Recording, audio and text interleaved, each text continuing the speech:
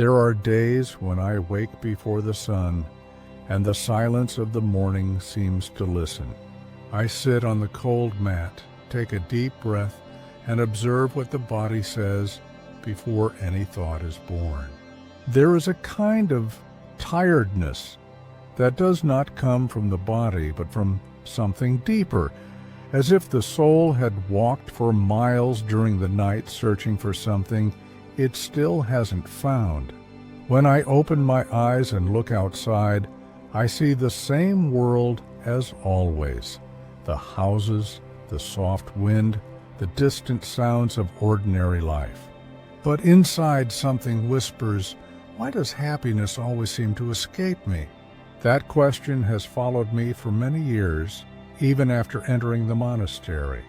Before, when I lived among the noise of the streets and the rush of the world, I believed happiness was a kind of achievement, something you reach when things fall into place, when love is returned, when money arrives, when health is good, and plans work out.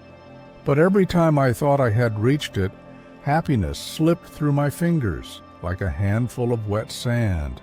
Then came the emptiness again, the restlessness, the silent question. What is missing? Once during a retreat, one of the elder monks looked at me for a long moment before saying, "You are searching for what is already here, and that is why you never find it." Those words disoriented me. I expected a clearer answer, perhaps a technique, a method, a prayer. But he only smiled and pointed to the floor. "Sit and listen."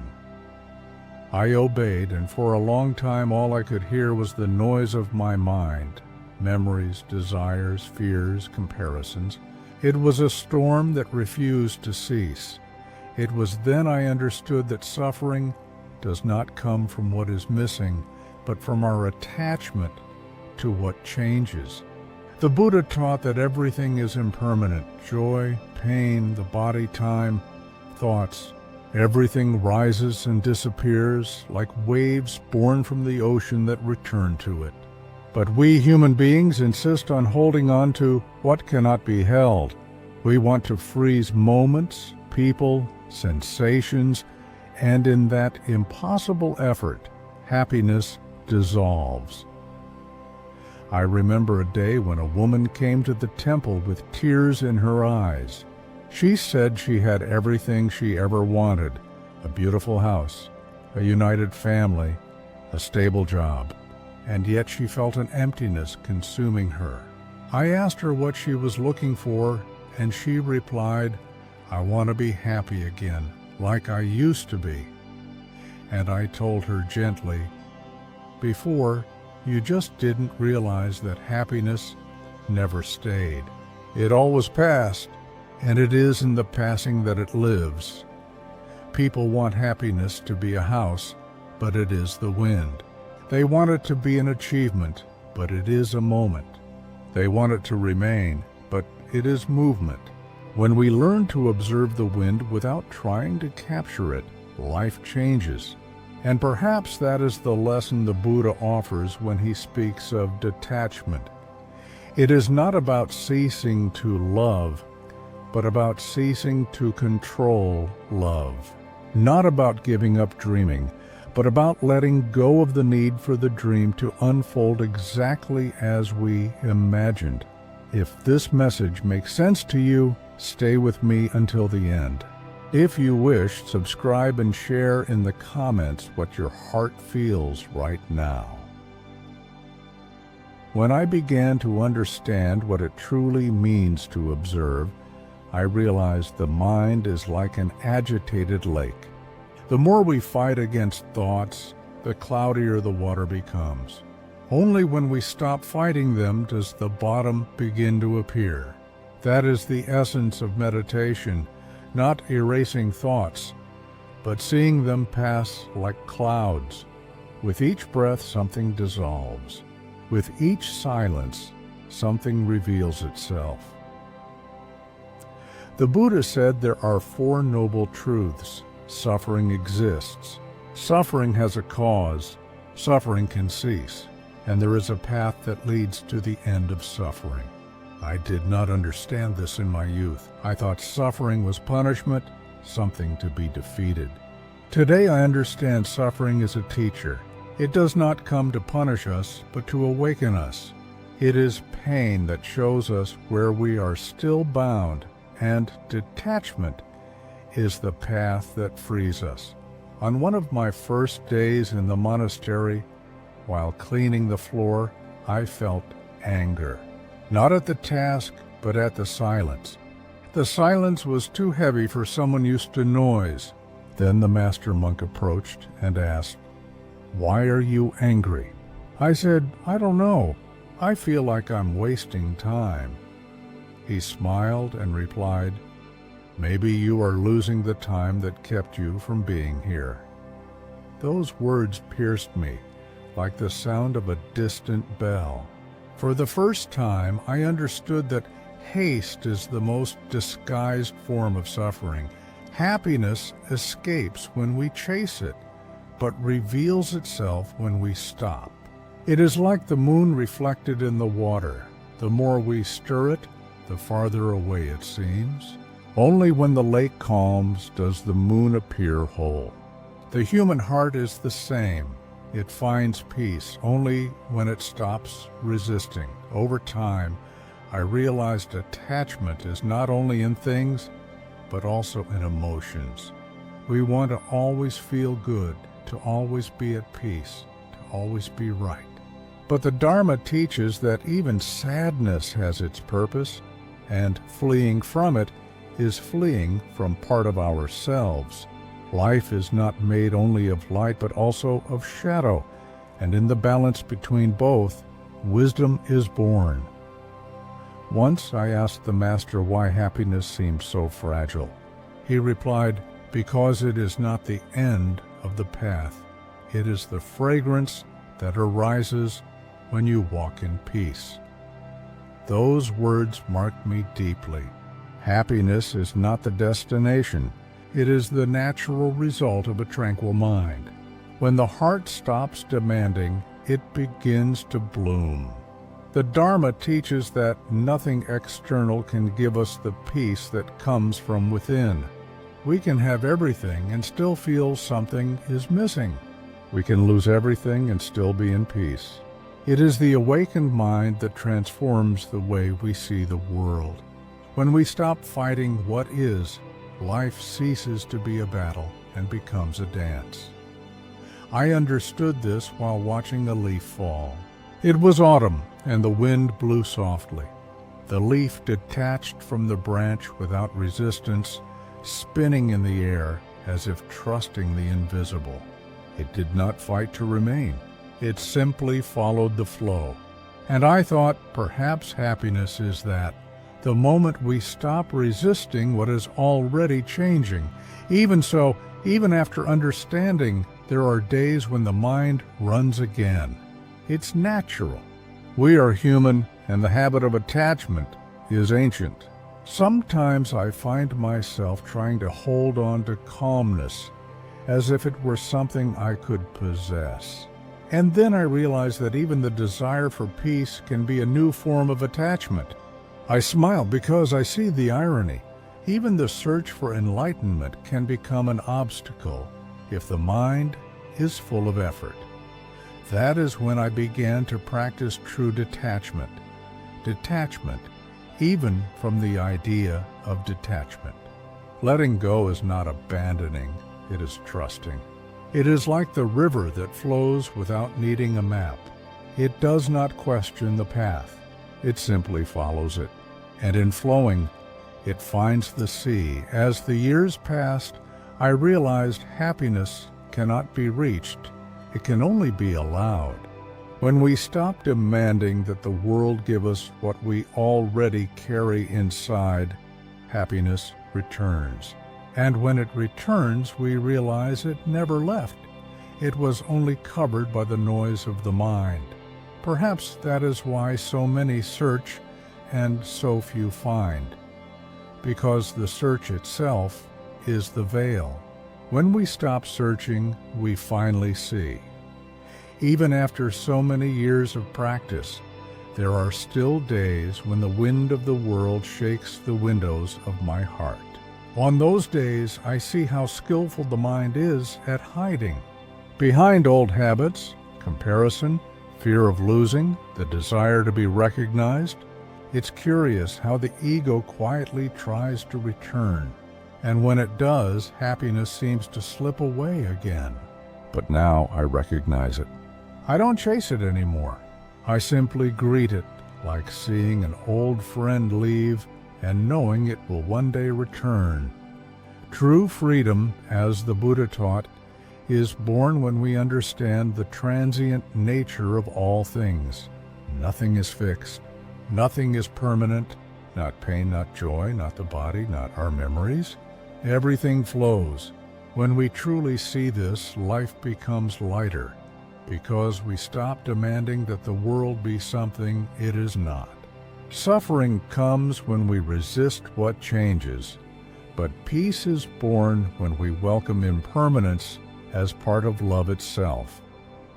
I remember one night of deep silence when I asked myself, if everything passes, then what remains? The answer came as a whisper, not from my mind, but from somewhere deeper. What remains is what you awaken while everything passes. What endures is consciousness, the space that observes, the heart that no longer needs to defend itself. An old monk once said, "Happiness is like the reflection of the sun on water.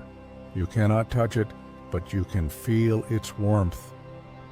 The mistake is in trying to hold the reflection, forgetting that the sun was always there.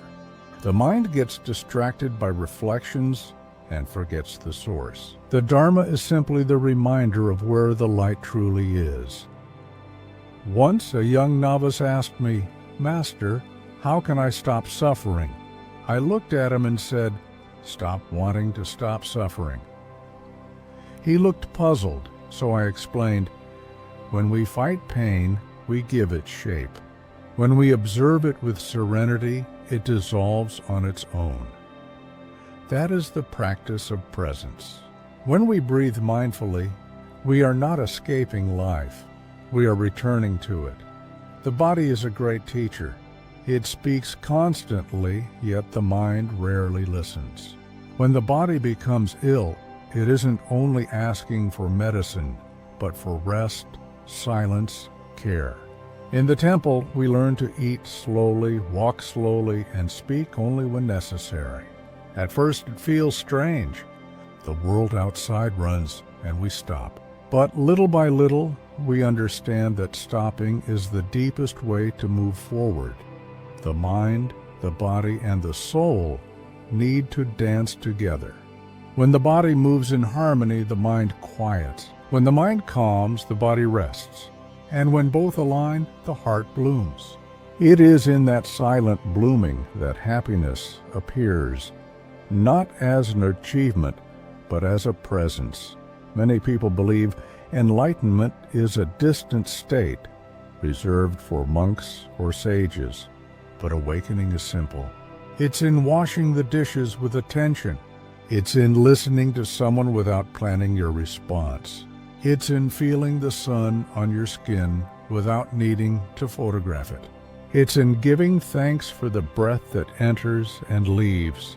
In those small moments, the mind opens and the heart becomes the dwelling place of peace. If this story touched you, share your own in the comments. Subscribe to the channel and walk with me on this path of calm and clarity. Happiness is not lost. It only hides behind hurry, fear, and the illusion of control. When we stop, breathe, and observe, it returns, not as something to conquer, but as something to remember. It's like returning home after a long journey. You realize the home was always there, waiting for you. The Buddha said, "Peace comes from within. Do not seek it without." That simple phrase is the key to freeing the heart. The mind wants to understand, but the heart simply knows. One of the most beautiful lessons I ever learned came from an elderly woman who lived near the temple. She had lost her husband a few months before, yet she came every day to bring flowers to the altar. One day I asked her, "Do you still feel much pain?" She smiled and said, "I do, but now it's light." I learned to hold it gently. That taught me more than any sutra. Pain doesn't need to disappear for peace to exist. It only needs to be held with love, and perhaps that's the secret to stop running from what hurts. Happiness is not the absence of pain, but the presence of understanding. When we understand pain, it transforms into wisdom. It's like clay that, when shaped, becomes a vessel. Human experience is the clay. The Dharma is the potter. Detachment is not coldness, it's freedom. It's the space that allows love to breathe. It's looking at the people and things in your life and saying, "You may stay or you may go, and in either case, I will be at peace." When the heart reaches that point, nothing can imprison it anymore. With time, I learned that happiness is quiet. It doesn't make noise, doesn't need to be announced. It's the simple contentment of being alive, feeling the ground under your feet and the air filling your lungs. It's the moment you realize nothing is missing, even when something has gone. Wisdom doesn't erase tears. It teaches you to let them fall without resistance. It shows that even crying can be prayer when it comes from a sincere heart. And forgiveness is the purest form of compassion, not because the other deserves it, but because you deserve peace. Happiness begins when we stop expecting the world to fill us. It is born when we look inward and see that the emptiness is not absence but space. And in that space, everything can blossom. Today, when I walk through the temple courtyard and see the flowers fallen on the ground, I remember that life is like that, beautiful, brief, and perfect in its imperfection. What passes is not loss, it is dance, and each step is an opportunity to give thanks. Acceptance is not resignation, it is wisdom. It is understanding that the tide rises and falls, that the wind changes, that the seasons return, and though everything moves, there is something within us that watches, serene, unshakable, eternal. That silent observer is true happiness. When the heart understands this, fear loses its meaning. Nothing can truly be lost when you discover that everything is part of the same path. The Buddha taught that each breath is a chance to begin again. And that's what I do each morning. I breathe, I observe, and I smile. If you feel happiness has been slipping away from you, maybe it's only because it grew tired of being chased. Try stopping, sit down, breathe, listen to the silence between sounds. There, in the space between one thought and another, lives what you've been searching for. Happiness is not ahead or behind, not in what changes or in what promises to last. It is here, now, in the awareness that sees everything pass.